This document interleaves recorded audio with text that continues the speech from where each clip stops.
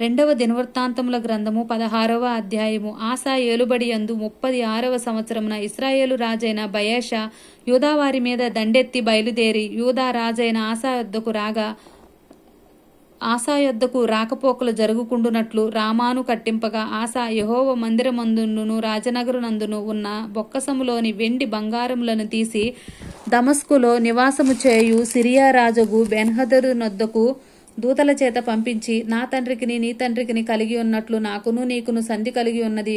వెండిని బంగారంను నీకు పంపియున్నాను. ఇశ్రాయేలు రాజైన బయెషా నన్ను విడిచి ఆవలికి పోవునట్లుగా నీవు అతనితో చేసి ఉన్న సంధిని భంగము చేయమని వర్తమానము చేసెను.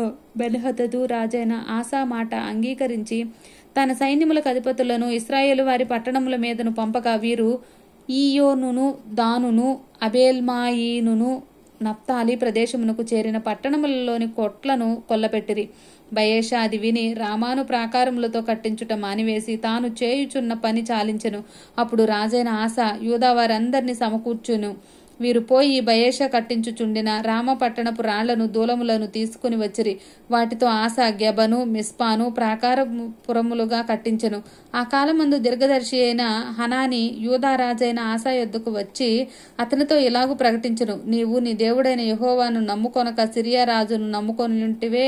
సిరియా రాజు యొక్క సైన్యము నీ వశము నుండి తప్పించుకొని పోయెను. బహు విస్తారమైన రథములను గుర్రపు రౌతులను గల కూషీయులను లూబీయులను గొప్ప దండెత్తి వచ్చితిరి గదా. అయినను నీవు యెహోవాను నమ్ముకొనినందున ఆయన వారిని నీ చేతికి అప్పగించును.